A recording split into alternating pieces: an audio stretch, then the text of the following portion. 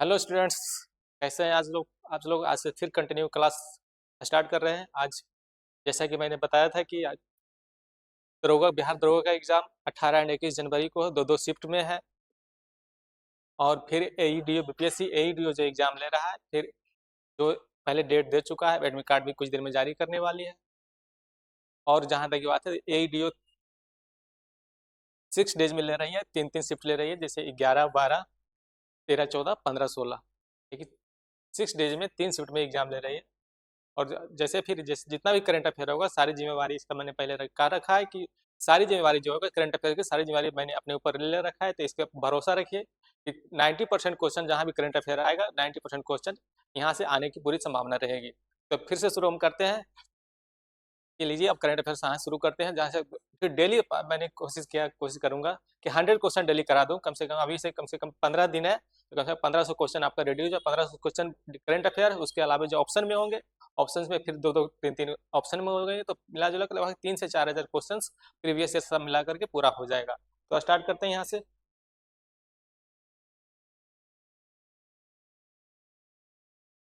जैसे ICC T20 world cup का 2026 का ब्रांड एम्बेसडर किसे नियुक्त किया गया है? तो ऐसे ही देखना है दोस्तों कि हम लोग तो अक्सर क्रिकेट में हम लोग, जैसे हम सारे लड़के लोगों की जहाँ की बात है, सारे लड़के लोग तो क्रिकेट का तो पूरा शौकीन होते ही हैं। बट यहाँ पर देखना होगा कि क्रिकेट के शौकीन के अलावा और कौन कौन से खेल पूछे जाते हैं। तो बाकी जो जितनी सारी खेल होगी, सारी की ब्रांड एम्बेसडर और सारी की सारी किसका कौन ब्रांड एम्बेसडर बनाया गया है, सारी की सारी आपको पूरा बताएंगे, डिटेल से बताएंगे। बेसिक आपके लिए कोई टेंशन लेने की बात नहीं है, सारा सब कुछ मैंने अपने ऊपर जिम्मेवारी ले रखा है। तो यहाँ पर शुरू करते हैं। जैसे ICC T20 वर्ल्ड कप 2026 का ब्रांड एम्बेसडर किसे नियुक्त किया गया है? तो यहाँ पर आ जाएगा रोहित शर्मा।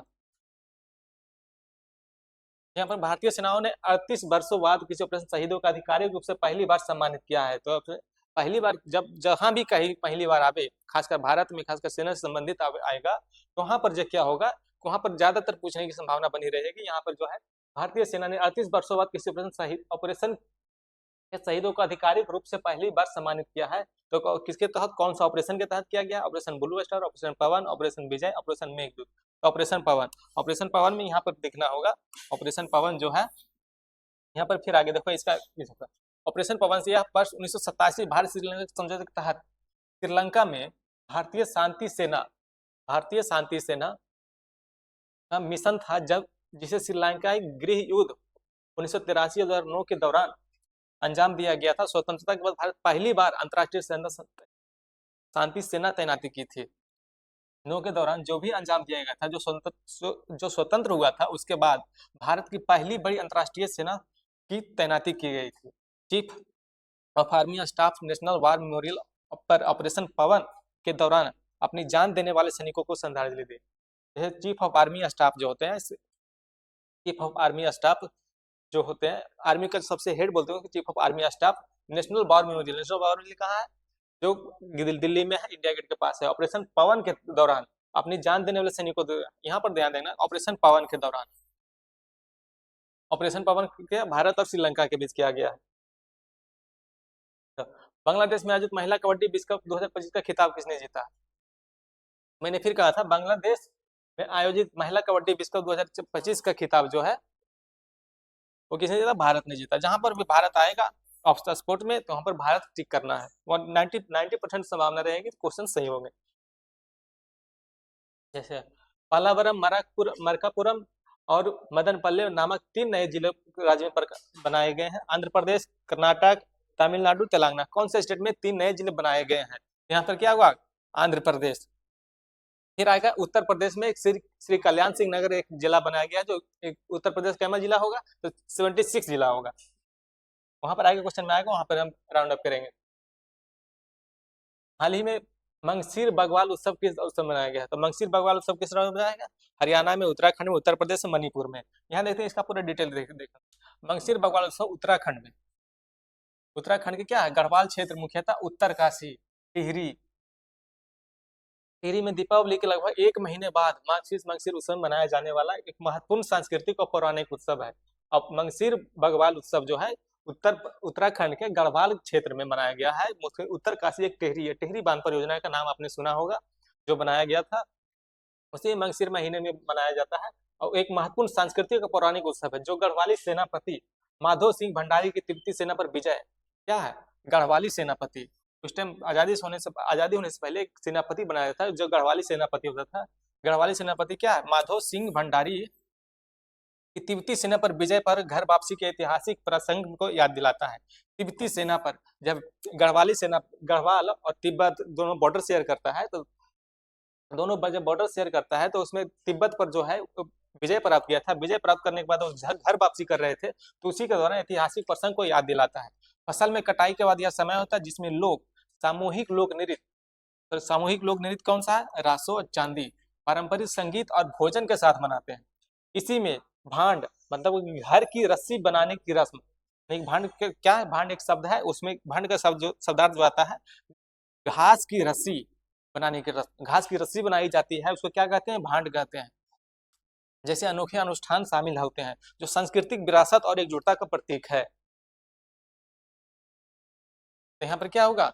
उत्तराखंड। फिर देखो, हाल ही में किस देश में हैली गुब्बी ज्वालामुखी विस्फोट हुआ है? यहाँ पर हैली गुब्बी ज्वालामुखी विस्फोट हुआ है, तो कौन सा देश में हुआ? केनिया में, इथियोपिया में, तंजानिया में या सूडान में? तो यहाँ पर क्या होगा? इथियोपिया में। इथियोपिया में देखो क्या है, हैली गुब्बी इथियोपिया के अफार क्षेत्र में स्थित एक सील्ड ज्वालामुखी है जो लगभग 12,000 वर्षों में लंबी निष्क्रियता के बाद नवंबर 2025 में अचानक फट गया। तो भैया नवंबर 2025 में अचानक फटा, जो 10 से 15 किलोमीटर ऊंचाई, राख और सल्फर डाइऑक्साइड का विशाल गुब्बारा था। यहाँ पर पूछ देगा कि जैसे हैली गुब्बी ज्वालामुखी जो इथियोपिया में फटा है उसमें कौन सा गैस का गुबार उठा, तो सल्फर डाइऑक्साइड यहाँ पर आएगा। ज्यादा अंदर घुसेगा तो सल्फर डाइऑक्साइड पूछेगा, इससे अंदर जा ही नहीं कर सकता क्वेश्चन, बीपीएससी हो या बिहार दरोगा या कोई भी अंदर अदर कॉम्पिटेटिव एग्जाम। जिसका असर भारत तक महसूस किया गया और विमानन गतिविधियों को प्रभावित किया। जब सल्फर डाइऑक्साइड ऊपर उठा, उसका जो राख होता है, हम लोग कहते हैं गांव घर में जो लकड़ी जलाते हैं तो उसका राख बनता है, लकड़ी जलाते हैं उसका राख बनता है, तो उसको इतना ऊपर उठ गया कि 10 से 15 किलोमीटर तक ऊपर ऊपर उठ गया। इसका गतिविधि में क्या हुआ कि विमानन गतिविधियों को प्रभावित किया, यानी कि जहाज उड़ने के लिए भी रोक दिया गया कि अभी तत्काल जहाज नहीं करता, इतना पूरा गर्दा बढ़ गया है पूरा आसमान में। यह पूर्वी अफ्रीका रिफ्ट वैली का हिस्सा है। क्या? पूर्वी Africa rift valley, rift valley का हिस्सा जहाँ टेक्टोनिक प्लेटें अलग होती है और विस्फोट से निकली राख गैस और भारत सहित दक्षिण एशिया तक फैली। ये देखो रहा, ये रहा क्या है? सल्फर डाइऑक्साइड राख। देखो जो विस्फोट हुआ उसका राख कितना ऊपर से 10 से 15 किलोमीटर ऊपर तक राख ऊपर उठ गया। देखो पहले ब्लाइंड महिला की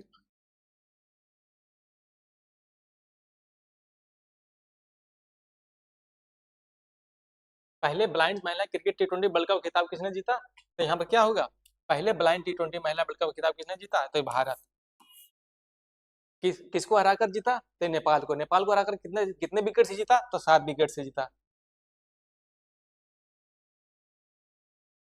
जैसे यहाँ पर भारत जो है किसको हराकर?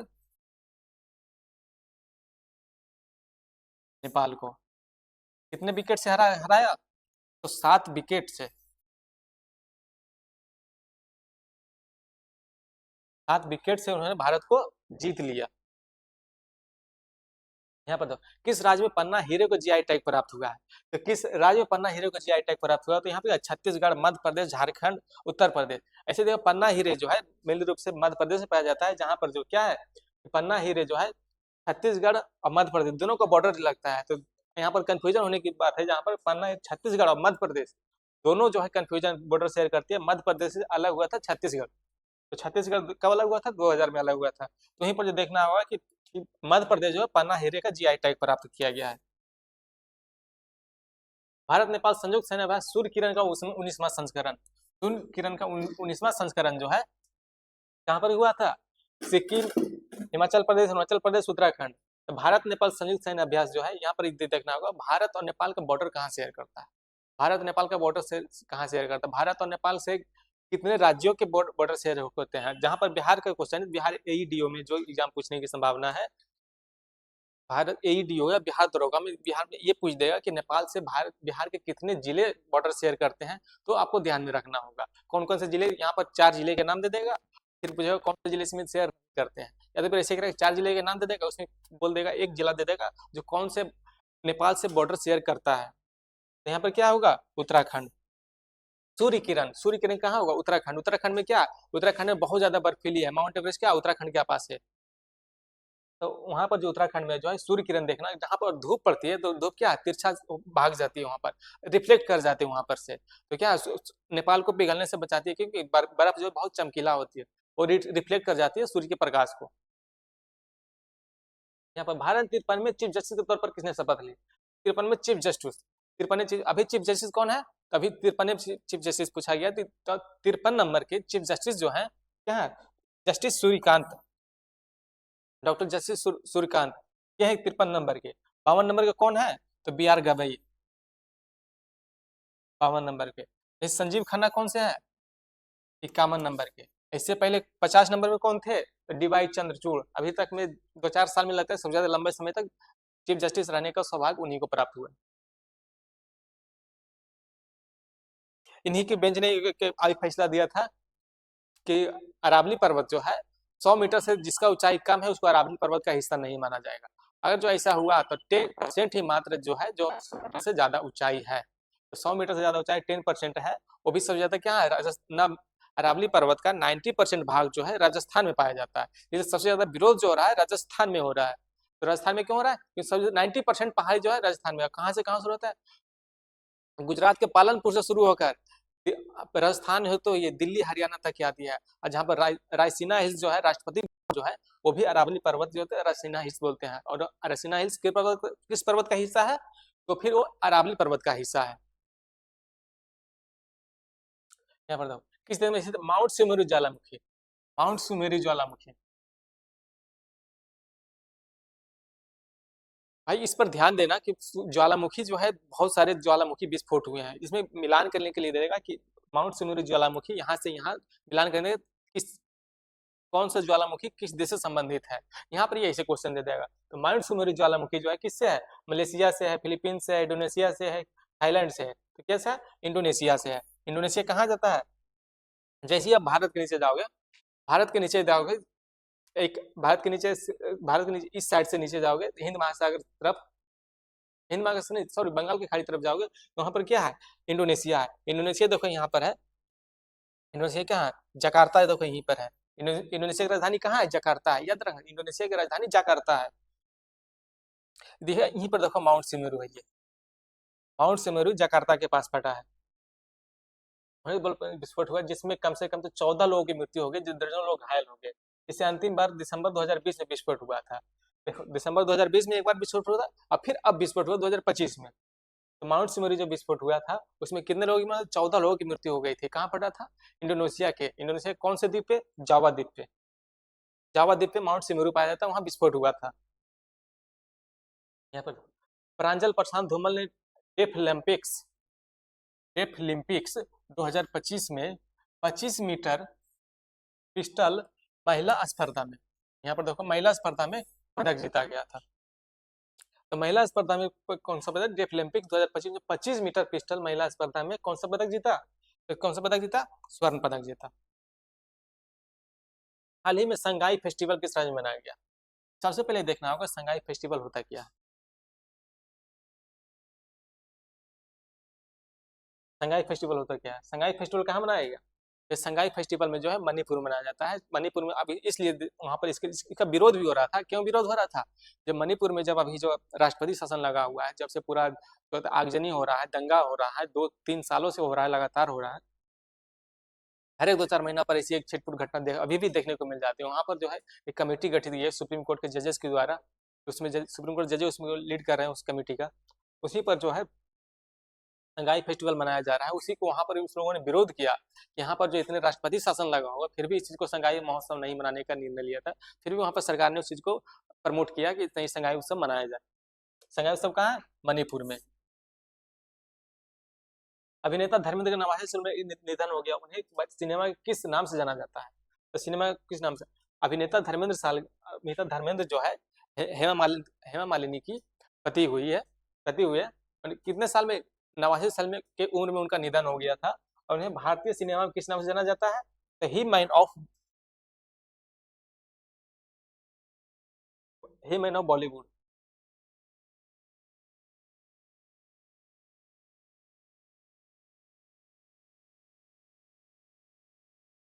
नहीं sorry,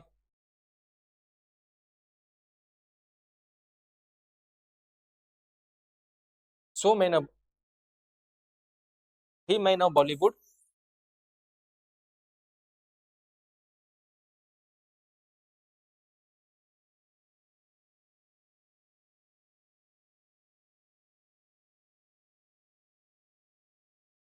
so man of India के नाम से जाना जाता है। दमासी धर्मेंद्र की जो मृत्यु हुई थी, सो मैन ऑफ इंडिया के नाम से उनको जाना जाता है। यहाँ पर देखो, यंगरी यंगमैन किन किन के नाम से जाना जाता है? यंगरी यंगमैन जो है अमिताभ बच्चन को जाना जाता है, यंगरी यंगमैन। क्या होगा, यंगरी यंगरी यंगमैन के नाम से जाना जाता है। यहाँ पर फिल इन द ब्लैंक्स दे देगा, फिल इन द ब्लैंक्स तो नहीं आता, बट वहां पर मिलान करने के लिए दे देगा कि यंगरी यंग मैन किसको किस हीरो को नाम दिया गया है। तो मैन ऑफ इंडिया किसे नाम दिया गया है, ट्रेजिडी किंग किसे किया गया है, ही मैन ऑफ बॉलीवुड कहा गया है। तो यहाँ पर इधर हीरो का नाम दे देगा, इधर उसका नाम जो नाम दिया गया है उसको नाम दे देगा, तो मिलान कर लिख देगा। तो सो मैन ऑफ इंडिया किसे कहा गया, धर्मेंद्र का। यहीं पर दोस्तों ध्यान देना होगा, जब धर्मेंद्र हॉस्पिटल में भर्ती थे उसी टाइम मीडिया, हमारे देश की मीडिया ने, खासकर बहुत सारे जो कहता है ना कि मेन स्ट्रीम मीडिया, उन्हीं ने हॉस्पिटल में भर्ती थे तब उनको मृत्यु घोषित कर दिया था। ये हमारी मीडिया की हाल है। मीडिया की हाल कभी भरोसा ही मत करना है उस पर। भरोसा करना है तो एक बीबीसी है, चाहे और छोटे मोटे जो यूट्यूबर हैं उससे उस पर से ज्यादा भरोसा करना, यूट्यूबर भरोसा कर लेना। और जहाँ तक बीबीसी एक प्रतिष्ठित अभी न्यूट्रल न्यूज में अभी चल रहा है इस सब मामले में। बीबीसी देखना नहीं, फिर इंग्लिश न्यूज देखना, इंग्लिश न्यूज में तुम्हारा सोचने का दायरा ही ऊपर बना देगा। भारतीय प्रतिभूति और विनय बोर्ड सेबी का पूर्णकालिक सदस्य किससे नियुक्त किया गया है? पूर्णकालिक सदस्य किससे नियुक्त किया है? संजीव प्रधान। यहाँ पर जो है संजीव प्रधान, संजीव प्रधान क्या है, पूर्णकालिक सदस्य नियुक्त किया गया है। सेबी का भी हेड कौन है, तो माधवी पुरबुच।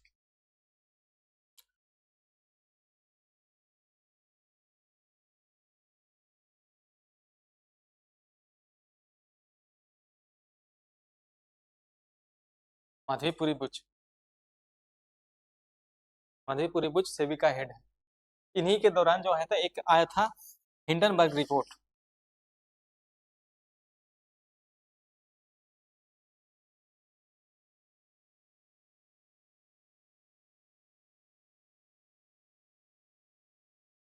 हिंडनबर्ग रिपोर्ट आया था। तो हिंडनबर्ग रिपोर्ट जो है विदेशी संस्था, वो रिपोर्ट देती है, कौन सी शेयर मार्केट पर रिपोर्ट जारी करती है, कंपनी पर रिपोर्ट करती है। इन्हें हिंडनबर्ग रिपोर्ट दिया था कि अडानी कंपनी जो है फर्जी कंपनी है, सेल कंपनी है, इस पर कोई भरोसा मत करना। यहाँ पर जो है हिंडनबर्ग रिपोर्ट के कारण है अडानी कंपनी जो शेयर जो बहुत डाउन चला गया था, बहुत नीचे चला गया था। फिर सुप्रीम कोर्ट ने कुछ फैसला दिया, उसको फिर ऊपर उठा है। जितने लीडर समिट का आयोजन कहाँ किया गया, तो कहाँ किया गया, जोहान्सबर्ग, साउथ अफ्रीका में। जी, 20वां G20 लीडर समिट का आयोजन कहाँ किया गया, जोहान्सबर्ग, साउथ अफ्रीका में, याद रखना। यहाँ पर गूगल ने अपने सबसे बड़ा ए हार्डवेयर कहाँ किस देश के साथ खोला, ताइवान के साथ। याद रखना, कुछ कुछ ऐसे करंट अफेयर होता है इसमें सिर्फ रट सकते हो, उस बाकी उसमें कोई तथ्य नहीं है कि ताइवान के साथ हुआ है, रटना ही पड़ेगा, बाकी इसका कोई इलाज नहीं है। किस राज्य की जरी पोशाक, यहाँ पर जरी एक पोशाक होता है और बिगुल को जीआई टैग मिला है। यहाँ पर देखो डिटेल देखेंगे, जरी पोशाक और बिगुल को जीआई टैग मिला है, तो किस देश में मिला है, उत्तर प्रदेश में। उत्तर प्रदेश में कौन और कौन है, यहाँ पर देखो तुमको आगे दिखाते हैं। जरी पोशाक जो है एक पारंपरिक हाथों से बनी पोशाक है जो सोना चांदी के धागों कढ़ाई के लिए प्रसिद्ध है। सोने सोने और चांदी के धागों की कढ़ाई के लिए प्रसिद्ध है, जिसे हाल ही में नवंबर मथुरा की पोशाकों के लिए जीआई टैग मिला है। यहाँ पर दे देगा उत्तर प्रदेश ना दे करके मथुरा दे देगा, मथुरा की पोशाक के लिए जीआई टैग मिला है। जबकि बिगुल पीतल के वाद्य यंत्र जो सेना और समारोह में सिग्नल या संगीत के लिए इस्तेमाल होता है, जो दोनों अलग अलग लेकिन पोशाक वस्त्र को बिगुल वाद्य यंत्र दोनों ही सांस्कृतिक परंपरा का हिस्सा है, जिससे भव्यता और पहचान मिलती है। यहाँ पर देखो क्या है, ये इसको बोलते हैं बिगुल।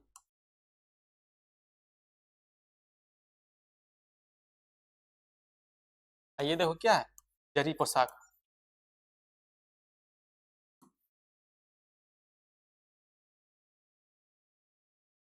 यहाँ पर देखो जरी पोशाक है, तो जरी पोशाक जो है, जरी पोशाक में क्या है, सोने सोने चांदी की कढ़ाई के लिए प्रसिद्ध है।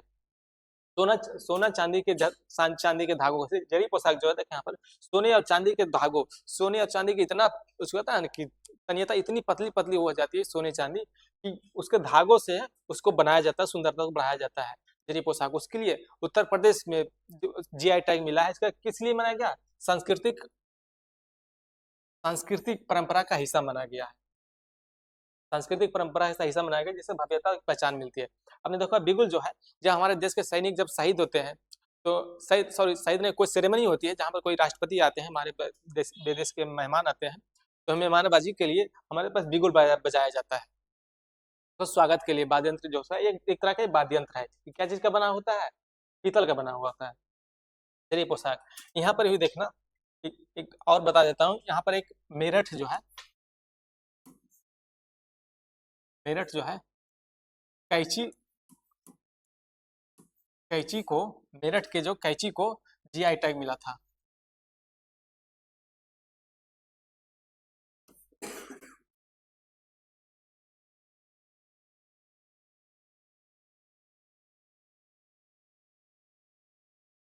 कैंची को जीआई टैग मिला था। मेरठ के कैंची को जीआई टैग मिला था। ये कब को पूछा गया था? 71st बीपीएससी में यहाँ से क्वेश्चन आया था। 71st बीपीएससी में यहाँ पर 75 बीपीएससी में पूछा गया मेरठ का जीआई टैग। अब ये क्या पूछ देगा? जरी पोशाक। तो जरी पोशाक जो है वो यूपी में मिला था, यूपी में, बट किस जिले में मिला था? तो एक मथुरा जिला है, वहां पर को है जरी पोशाक को जीआई टैग मिला हुआ है। फिर यहाँ पर देखना होगा, जैसे जीआई टैग जो है हमारे बिहार में जो है 16 मिला जुला के, कुछ खाने वाले को, कुछ पहनने वाले को, कुछ कुछ ऐसी जरी पोशाक जो है, पोशाक में जो है, जैसे ये भुसरा विलेज का है, वहां पर जो है मिथिला पेंटिंग है हुआ, सिला का खाजा हुआ, जर्दालू, भागलपुर का जर्दालू हुआ, साहिल मुजफ्फरपुर का शाही लीची हुआ, इस सबको जीआई टैग मिला हुआ। पश्चिम चंपारण का मरचा धान हुआ, और फिर देखो भागलपुर का कतरनी चावल भी हुआ, सबको जीआई टैग मिला। टोटल बिहार में कितने जीआई टैग मिले? 16 वस्तुओं को जीआई टैग मिला हुआ है।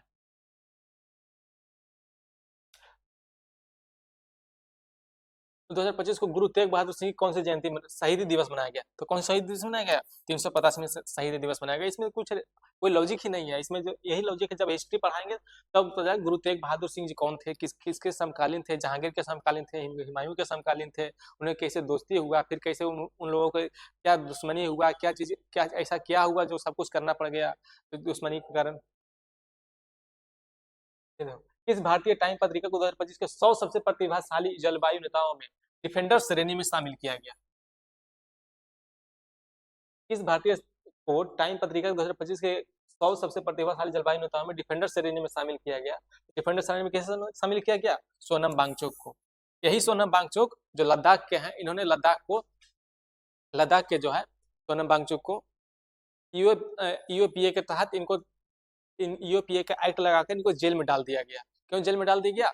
इनको एक जो कहता है ना कि सरकार जो चाहती है ना, एक एक गलती, आपको छोटी सी गलती आपको बहुत बड़ी जुर्म सजा बदल देती है। यहीं पर उन्हें लद्दाख को क्या क्या मांग कर रहा था? सोनम वांगचुक जो है लद्दाख को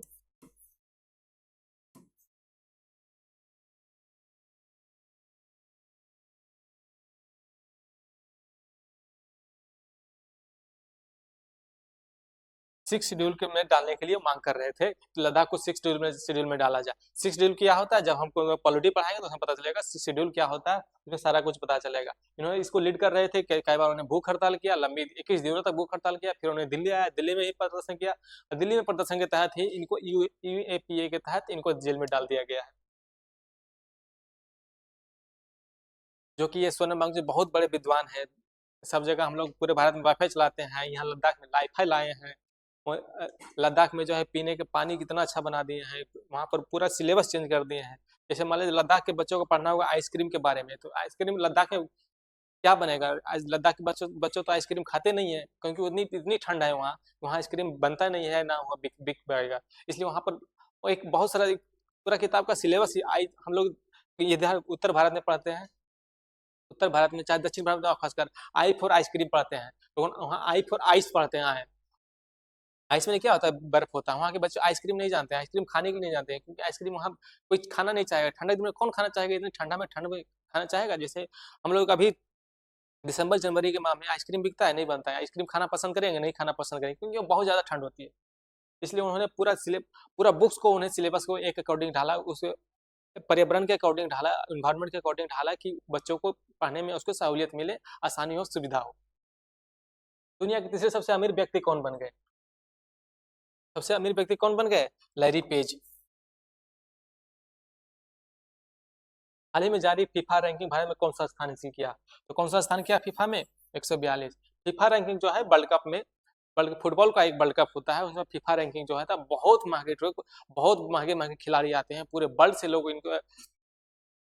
के लोग इनको देखने आते हैं, बहुत महंगे इनके टिकट बिकते हैं। ये सोच लो कि फीफा रैंकिंग ऐसा है कि भारत में अभी तक फीफा वर्ल्ड कप नहीं हुआ है। वर्ल्ड लेवल पे अभी भारत में अभी तक फीफा वर्ल्ड कप नहीं हुआ, क्योंकि उतना सुविधाएं नहीं दे पाएंगे भारत सरकार, जितनी सुविधाएं चाहिए वहाँ के लोगों को, वहाँ के खिलाड़ियों को, वहाँ के स्पोर्ट्समैन, वहाँ के दर्शकों को। इतने दर्शक बढ़ जाते हैं, इतने महंगे महंगे टिकट लेकर आते हैं, फीफा वर्ल्ड कप इतना देते हैं। चलो ना, 142 देश, हम लोग क्रिकेट खेलते हैं तो 10 12 15 देशों में सिमट के रह जाते हैं, लेकिन 142 देशों में 142 नंबर में भारत है, और बाकी चलो दुनिया के कितने देश हैं, सारे इसमें पार्टिसिपेट करते हैं। मौलाना अबुल कलाम आजाद राष्ट्रीय पुरस्कार 2025 से किसे सम्मानित किया गया? क्या किसे सम्मानित किया? मौलाना अबुल कलाम आजाद राष्ट्रीय पुरस्कार 2025 किसे सम्मानित किया? मोहम्मद लतीफ खान। मोहम्मद लतीफ खान कौन है? तो ये देखना होगा। इसमें शिक्षा, सामाजिक कल्याण में क्या, शिक्षा, सामाजिक कल्याण, अल्पसंख्यक सशक्तिकरण के क्षेत्र में उन्हें 3 दशकों के योगदान के लिए सम्मानित किया गया। कितने दशक के लिए? 3 दशक के लिए योगदान के लिए सम्मान दिया गया। यह पुरस्कार तेलंगाना सरकार द्वारा दिया जाता है। उन्हें यह सम्मान 2024 और 25 के विजेताओं के लिए संयुक्त समारोह में दिया गया। 24 और 25 के विजेताओं के लिए संयुक्त सम्मान में दिया गया। थाईलैंड में 74वीं मिस यूनिवर्स, 74वीं मिस यूनिवर्स प्रतियोगिता का खिताब किसने जीता? फतिमा बॉस। फतिमा बॉस कौन है? देख लो, फतिमा बॉस कहाँ की है? मैक्सिको की। फतिमा बॉस यही है, देखो कितनी सुंदर सी फोटो से अच्छी से लगी हुई है एकदम। फतिमा बॉस देखते ही लगता है कि वाह क्या बात है, लगता है कि आकर्षक हो जाता है, अट्रैक्टिव हो जाता है फतिमा बॉस। फतिमा बॉस सिर्फ सुंदरता पर नहीं बनती मिस यूनिवर्सिटी, गलतफहमी निकाल दो सुंदरता, सिर्फ सुंदरता पर तो बनती है, बट सिर्फ सुंदरता पर बनती है, जैसे दिमाग से निकाल दो। भारत ने वर्ल्ड बॉक्सिंग में कितने गोल्ड मेडल जीते? तो 9 गोल्ड मेडल जीते। वर्ल्ड बॉक्सिंग कप फाइनल्स में 2025 में गोल्ड मेडल और 9 गोल्ड मेडल जीते बॉक्सिंग में। सर्वोच्च खेल सम्मान the Don award, the Don award जीतने वाले पहले रेसिंग ड्राइवर, देख लो यही रेसिंग ड्राइवर होता है।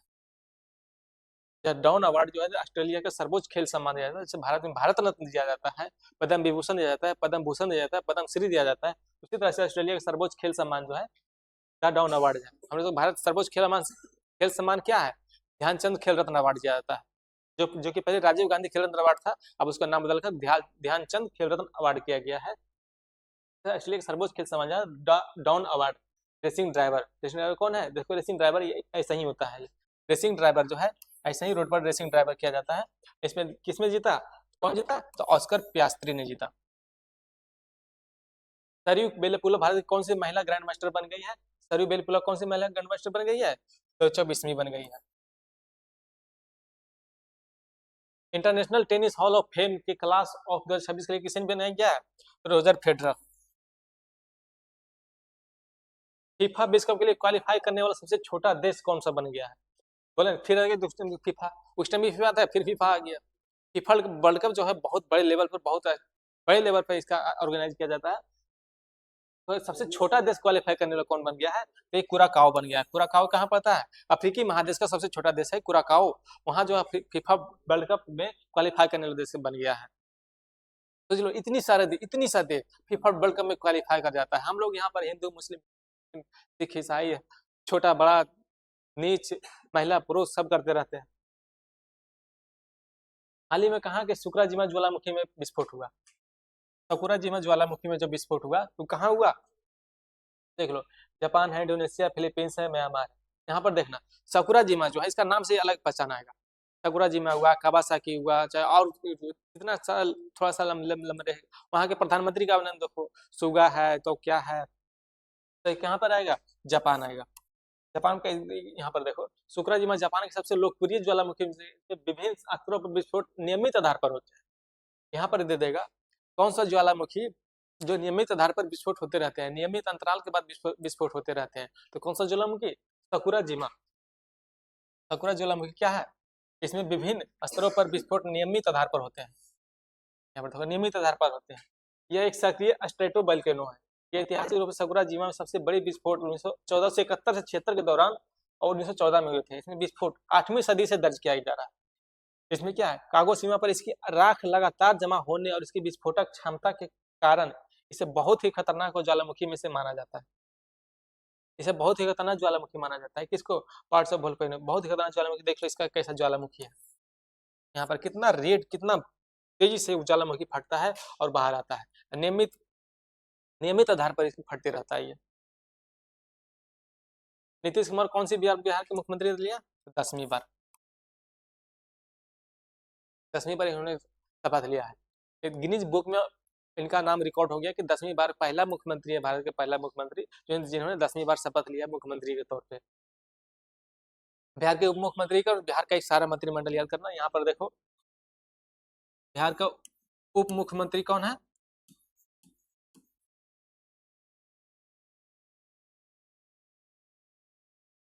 उप मुख्यमंत्री श्री सम्राट चौधरी।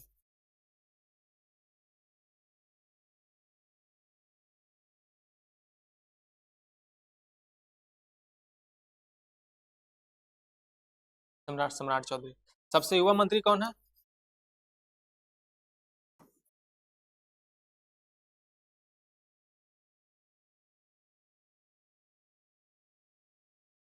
सबसे युवा मंत्री दीपक प्रकाश।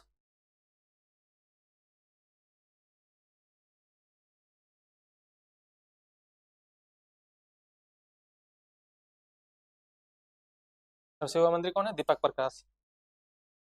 दीपक प्रकाश कौन है, उपेंद्र कुशवाहा जी के बेटे हैं। क्यों मंत्री बन गए, ना एमएलए है ना एमएलसी है, कि कौन है, अब खुद सांसद, राज्यसभा सांसद है, उनकी पत्नी विधायिका है और बेटे मंत्री बन गए हैं। यही होता है परिवारवाद।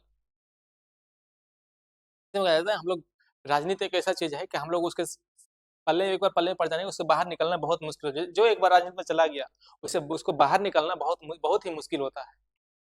जिंदगी भर झोला टांगते रह जाओगे, नीतियों के झोला टांगते रह जाओगे, बट जब टिकट देने की बारी आएगी तो अपने परिवार को प्रीफर करेगा, परिवार को ही टिकट देगा। 2024 में शांति, निस्त्रीकरण और विकास के लिए इंदिरा गांधी शांति पुरस्कार दिया गया। 2024 में जो है शांति, निरस्त्रीकरण और विकास, ये इंदिरा गांधी शांति पुरस्कार दिया गया। किसे दिया गया, मिशेल बैचलेट को। सोच लो, इंदिरा गांधी इतना पाकिस्तान को 2 टुकड़े में कर दी, फिर भी उनको इनका नाम पर शांति पुरस्कार दिया जाता है। क्यों दिया जाता है, कि उनकी इंदिरा गांधी पाकिस्तान इतना तबाही करता था, पाकिस्तान इतना तबाही करता था कि हम लोग बांग्लादेश को तो उसको दूसरा भाषा पसंद नहीं था। बांग्लादेश के लोग बांग्ला में बोलते हैं, पाकिस्तान के लोग दूसरी भाषा बोलते हैं, तो उनको बांग्ला पसंद नहीं था। प्लस वहाँ के लोग एनवायरमेंट के कारण, वहाँ के जलवायु के कारण वहाँ के लोग उतने साफ नहीं होते थे, थोड़े से सांवले कलर के होते थे। और पाकिस्तान के लोग ज़्यादा साफ होते थे, उनको बहुत दीनहीन नज़र से देखते थे कि यहाँ पर कुछ होता नहीं, बहुत छोटी नज़र से देखते थे, क्या है, नहीं है, कुछ नहीं, यहाँ पर कुछ नहीं है। यहाँ पर सोच लो, जब चुनाव हुआ था इस टाइम कौन जीत के आए थे, मुस्तफिजुर रहमान जीत के आए थे, तो फिर भी उनको नहीं बनने देंगे कि नहीं, काले आदमी को नहीं बनने देंगे, यहाँ पर जो है पाकिस्तान में ही बनने देंगे। अंडर 19 क्रिकेट वर्ल्ड कप 2026 के लिए मेजबानी जिम्बाब्वे और कौन सा देश करेगा, Namibia. Under 19 world cup cricket world cup 2026 के लिए मेजबानी जिम्बाब्वे और कौन सा देश करेगा, नामीबिया। तो यहाँ पर ये ध्यान रखना, तो 26 वर्ल्ड कप जो है जिम्बाब्वे के साथ यहाँ पेयर करके देगा, जिम्बाब्वे के साथ कौन सा देश में होगा, तो क्या देना है, नामीबिया। जिम्बाब्वे के साथ पेयर करके देगा। भारत के साथ बांग्लादेश दे देगा, भारत के साथ श्रीलंका देगा। जैसे भारत में अभी जो T20 वर्ल्ड कप 2026 में होने वाला है, उसमें कौन कौन से देश में होगा, भारत में होगा, श्रीलंका में होगा। अंडर 19 वर्ल्ड कप जो है भारत, नामीबिया और कहाँ करेगा, जिम्बाब्वे में किया जाएगा।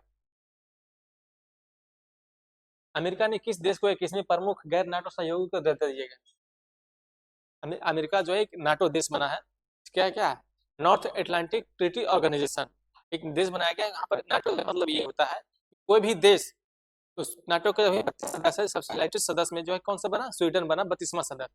उसमें जो कोई भी देश एक देश पर हमला करेगा तो उसको माना जाएगा कि 32 देश पे हमला किया था, फिर 32 देशों मिलकर के उस पर हमला करेंगे, उसको मारेंगे। ये होता है नाटो। एंड इट इसमें 21वां गैर नाटो सहयोग जो दर्जा दिया गया है, इसको मिला गया है, सऊदी अरबिया को मिला है। यहाँ पर देखो, कैम्ब्रिज डिक्शनरी द्वारा किस वर्ष 2025 का शब्द घोषित किया गया है, तो क्या क्या पैरासोशल। पैरासोशल का मतलब क्या होता है, एक समझ लो पैरासोशल, सोशल मतलब सामाजिक होता है, एक होता है पैरासोशल। पैरासोशल का मतलब होता है कि एक तरफा प्यार करना, एक तरफा प्यार करना का मतलब पैरासोशल होता है कि जो भी एक लड़का एक लड़की को प्यार करना, यानी कि उसको हम महसूस कर सकते हैं, उसको ना उसको छू सकते हैं ना उसको देख सकते हैं, सिर्फ उसको महसूस कर सकते हैं, इसलिए कहा जाता है पैरासोशल। पैरासोशल वर्ड 2025 के लिए कौन सा डिक्शनरी में, तो कैम्ब्रिज डिक्शनरी में उसको दर्ज किया गया है। यहाँ पर हाल ही में रोलानो उत्सव कहाँ मनाया गया, तो रोलानो उत्सव जो है कहाँ मनाया गया, तो मनाया गया हिमाचल प्रदेश में। देखो इसी तरह रोलानो उत्सव होता है, कैसा कैसा सब आदमी क्या क्या पहन रहा है, क्या क्या कैसा कैसा यहाँ पर बन रहा है, सारा सब कुछ यहाँ पर दिया गया। यहाँ पर जो है रोलानो उत्सव यही है। बाल अधिकारियों से इंडिया सेलिब्रिटी एडवोकेट किसे नियुक्त किया गया, यहाँ इसको पहचान रहे हो, ये है कीर्ति सुरेश, साउथ की सबसे स्टार हीरोइन है। इनके दादा परदादा, इसको नाना नानी मम्मी पापा सब कुछ, सब कोई हीरो हीरोइन से पूरा ताल्लुकात रखते हैं साउथ के हीरो फिल्मों में, साउथ के फिल्मों पूरा ताल्लुकात रखते हैं। इस सबसे स्टार हीरोइन में से एक है, वो क्या बनाया गया है, देख लो, बाल अधिकारों के लिए यूनिसेफ इंडिया सेलिब्रिटी एडवोकेट बनाया गया, किससे, कीर्ति सुरेश को। रक्षा सिनेमा को रिलीज होने वाली पहली फिल्म कौन बन गई, देखो रक्षा सिनेमा, नाम ही है रक्षा। यहाँ पर क्या है, यहाँ पर देखो पूरे रक्षा के संबंधित है, 120 बहादुर है, ब्रावो कमांडो है, राष्ट्र रक्षक है, स्वर्ण बेक, इसमें रक्षा सिनेमा घर है। ऐसे याद कर लेना कि रक्षा नाम का एक सिनेमा घर है, वहां पर रक्षा करने के लिए किसको लगाया गया है, तो बहादुर को लगाया है। कितने बहादुर को लगाया गया, तो 120 बहादुर को लगाया गया है। सिनेमा घर के नाम का एक रक्षा नाम का एक सिनेमा घर है, उसको रक्षा करने के लिए 120 बहादुर को लगाया गया है। भारत के पड़ोसी देश पूर्व प्रधानमंत्री महिला की मौत हो गई, मौत की सजा सुनाई गई, कौन सा देश का, बांग्लादेश का। देख लो बांग्लादेश का ये है कि जब जब भी रहेगी भारत के संबंध अच्छे रहेंगे। क्यों अच्छे रहेंगे, भारत अभी भी इनको शरण दिए हुए है, वहां पर मौत की सजा सुनाएगी, भारत अब नहीं प्रकार नहीं भेजेंगे। अभी देख रहा होगा, अभी एक हिंदू को जलाकर मार दिया गया, फिर हिंदू जलाकर मार दिया, उसके रिस्पॉन्स में क्या हुआ, वहां के एक नेता को मार दिया गया। किसके द्वारा मारा गया, सब आप लोग समझदार है, आप लोग जानते हैं भारत के रॉ जो है इतना इतना जो कहता है ना पेनिट्रेशन है, इतना सटीक मारता है कि पता नहीं चलता है कि भारत ने मारा कि अमेरिका ने मारा। जब अमेरिका अमेरिका जो है, अमेरिका में बैठे बैठे बांग्लादेश को सत्ता से बेदखल कर सकती है शेख हसीना, तो भारत क्या क्या एक दो आदमी को नजर नहीं मार सकता, भारत बिल्कुल मार सकता है। भारत जो अपना बैठे बैठे सब कुछ कर देता है, भारत का जासूस इतना कमजोर नहीं है, इसको इतना कमजोर नहीं समझना है। लाला लाजपत राय कौन सी पुण्यतिथि मनाएगी, देखो लाला लाजपत राय, लाला लाजपत राय को क्या नाम होता है, एक पंजाब केसरी से नाम जाना जाता है, कहाँ के थे, पंजाब के थे। लाला लाजपत राय को पंजाब केसरी नाम से जाना जाता है। कमी जयंती मनाएगी, 97 जयंती मनाएगी। बीकानेर में भारत ब्रिटेन संयुक्त सैन्य अभ्यास के 8वें संस्करण का नाम क्या था, अजय वारियर। बीकानेर में आयोजित भारत और ब्रिटेन है संयुक्त सैन्य अभ्यास 8वें संस्करण का नाम क्या है, अजय वारियर। यहाँ पर दे देगा, यहाँ पर इस तरह से अजय वारियर किस किस देश के संयुक्त सैन्य अभ्यास है, भारत ब्रिटेन दे देगा, भारत फ्रांस दे देगा, भारत अमेरिका दे देगा, भारत सऊदी अरबिया देगा, भारत फिर और कुछ दे देगा, भारत श्रीलंका दे देगा। तो यहाँ पर जो है भारत और ब्रिटेन का संयुक्त सैन्य क्या है, अजय वारियर। यहाँ पर ऐसे अजय वारियर जो है, ब्रिटेन जो है, इंग्लैंड जो है, वो भारत पर राज किया, हमेशा अजय रहा, नहीं कहते हैं अजय वारियर है, अजय उसको कराया ना, उसको अजय वारियर इस तरह से रखना। भारत ब्रिटेन का जो है अजय वारियर, भारत ब्रिटेन मिल जाता है तो अजय वारियर, यानी कि लड़ाई में हारता नहीं, इसलिए अजय वारियर इसका नाम दिया गया। आप लोग में इतना रटा देंगे एकदम बिल्कुल ना, बिल्कुल रटाएंगे। हम इतना बार पढ़ेंगे कि आपको खाली सिर्फ सुनते रहिएगा तो आपको याद हो जाएगा। इसमें कुछ नहीं करने वाला है, बस खाली कान में लीड लगाइए, बस सुनते रह जाइए। इसमें कुछ करने की जरूरत नहीं है, बाकी सारा सब कुछ मिल जाएगा। 100% साइबर धोखाधड़ी प्रतिक्रिया प्रणाली भारत का पहला राज्य कौन बन गया है? राज्य कौन बन गया है? गोवा। किस राज्य को सोनापुर समुद्र तट को 2025 अंतरराष्ट्रीय ब्लू फ्लैग प्रमाणन दिया गया? किसको मिला गया? देखो अंतरराष्ट्रीय ब्लू फ्लैग, देखो कितना साफ सफाई एकदम, अंतरराष्ट्रीय ब्लू फ्लैग प्रमाणन मिला। ब्लू फ्लैग प्रमाणन एक सर्टिफिकेट होता है, वो किसको मिला है? सोनापुर समुद्र तट को। और सोनापुर समुद्र तट कहाँ है? सोनापुर समुद्र तट जो है कहाँ है? तो उड़ीसा में है। उड़ीसा के लोग जो है अगर जो समुद्र को बढ़िया से करना चाहेंगे तो समुद्र में इतना टूरिज्म हब विकसित हो सकता है, समुद्र में इतना टूरिज्म विकसित होता है। जिस तरह से गोवा समुद्र के लिए जाना जाता है, बीच के लिए जाना जाता है, वैसा उड़ीसा भी समुद्र के बीच के लिए जाना जाएगा। इतना बस सरकार थोड़ा सा उस पर पैनिक नजर डाले, पेनिट्रेशन डाले कि वहाँ पर पूरा नहीं पूरा जो होता है कि पूरा एक तरह से हल्का सा नजर डालेगा, बजट का 0.1% भी यहाँ लगा देगा तो पूरा टूरिज्म का हब बन जाएगा। सुप्रीम कोर्ट ने किस राज्य के सारंडा वन को वन्यजीव अभयारण्य घोषित किया है? यहाँ पर देखो सारंडा वन, सारंडा वन को वन्यजीव अभयारण्य किसको बनाया गया? झारखंड को।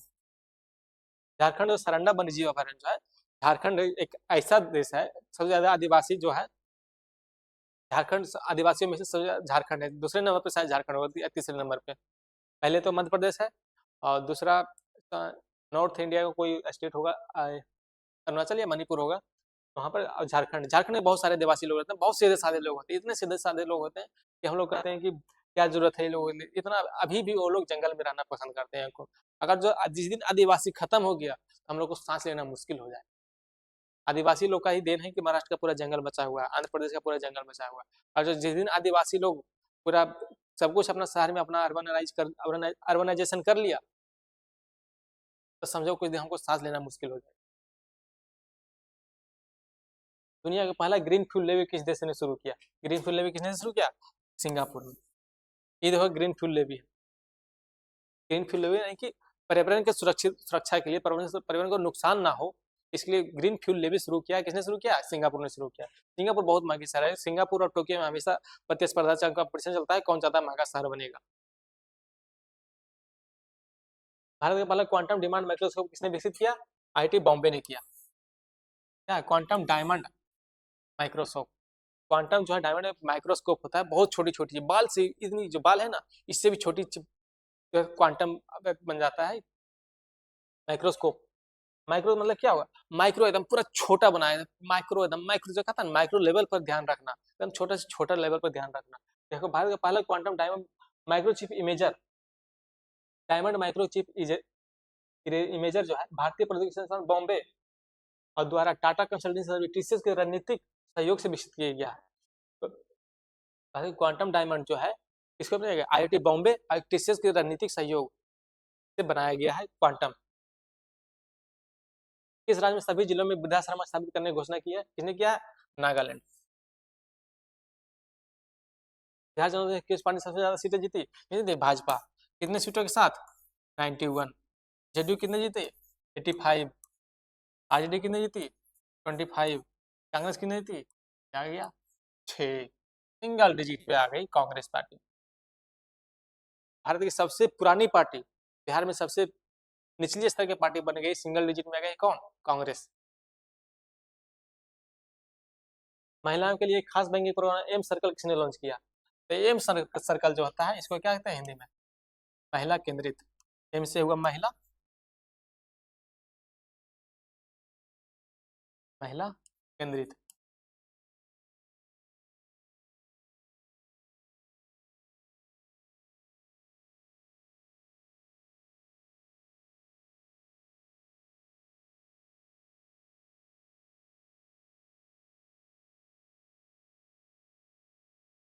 महिला केंद्रित, महिला केंद्रित एक बैंक बनाया गया है इसमें सर, महिला केंद्रित एक बैंकिंग प्रोग्राम बनाया गया है। किसके क्या ध्यान में रखकर बनाया है? जो भी इसके थ्रू आएगी, महिला केंद्र के थ्रू अपना जो खास बैंकिंग प्रोग्राम, उस प्रोग्राम के तहत जो भी आएगी उसमें क्या होगा? खास सुविधाओं महिलाओं के लिए दिया जाएगा। इसने किसने शुरू किया है?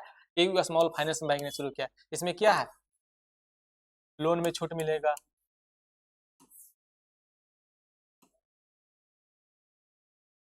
लॉकर में छूट मिलेगा, शॉपिंग में छूट मिलेगा,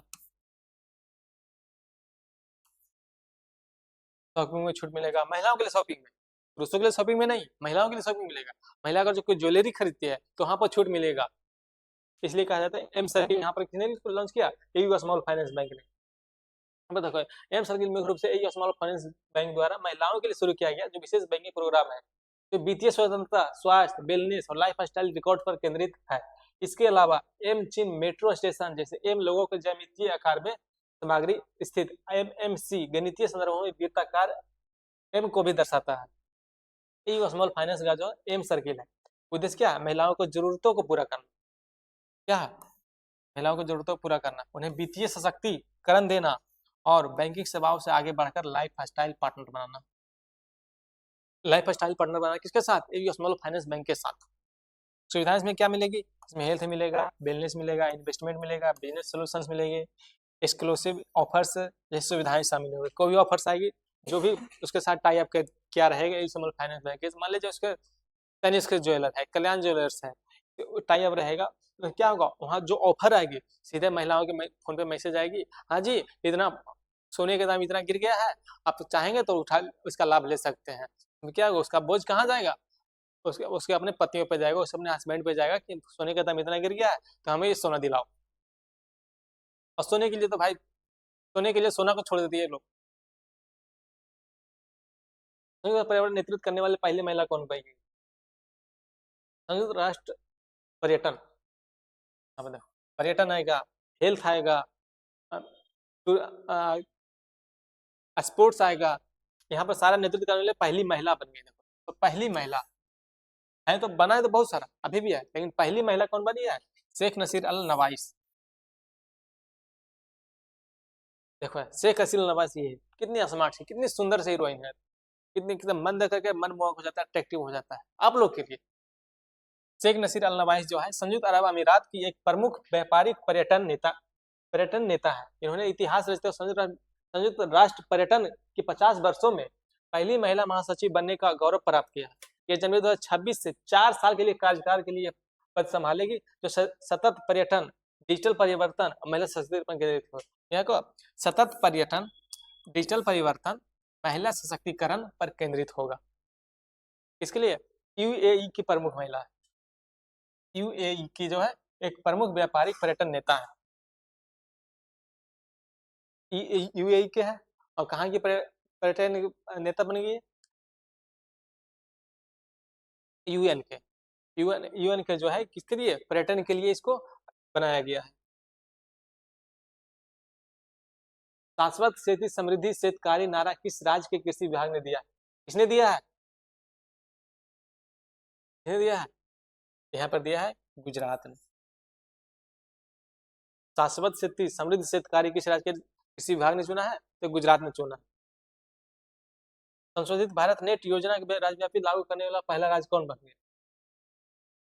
पहला राज्य कौन है? पंजाब।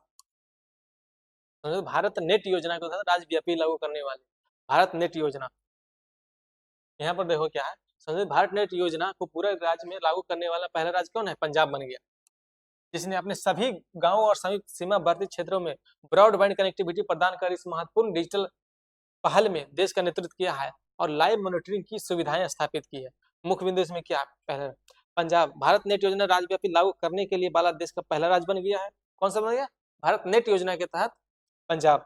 उद्देश्य क्या? ग्रामीण क्षेत्रों में ई गवर्नेंस, ग्रामीण क्षेत्रों में ई गवर्नेंस, ई स्वास्थ्य, ऑनलाइन शिक्षा और अन्य सेवाओं के लिए निर्बाध ब्रॉडबैंड पहुंचाना। भारत नेट योजना के तहत पंजाब बन गया पहला राज्य लागू, पूरे राज्य में लागू करने वाला। भारत नेट योजना सभी पूरे ऑल ओवर इंडिया में चल रहा है, लेकिन पूरे राज्य में लागू करने वाला पहला राज्य कौन बन गया? ये बन गया पंजाब। लाइव मॉनिटरिंग योजना के तहत एक राज्य में नेटवर्क ऑपरेशन सेंटर, एक राज्य नेटवर्क ऑपरेशन सेंटर चलाया जाएगा, स्टेट नेटवर्क ऑपरेशन सेंटर स्थापित किया, जिसमें पूरे राज्य की निगरानी कहीं से भी की जा सकती है। कार्यान्वयन क्या है? पंजाब ने अपने 43 साइडो एरिया, दूर दराज के अप्रबंधित क्षेत्र सहित सभी गांवों को इस योजना के दायरे में लाया। इसका महत्व क्या है? भारत नेट योजना का महत्व क्या है कि जहाँ कोई भी एक्टिविटी हो रहा है उसको नेट से जोड़ना, सशक्तिकरण करना, नेट से, जैसे ऑनलाइन पढ़ाई हुआ, एजुकेशन हुआ, हेल्थ हुआ, स्पोर्ट्स हुआ, इंफ्रास्ट्रक्चर हुआ, सब कुछ एक जगह, सब कुछ एक इंक्लूसिव वे में मिल रहा है।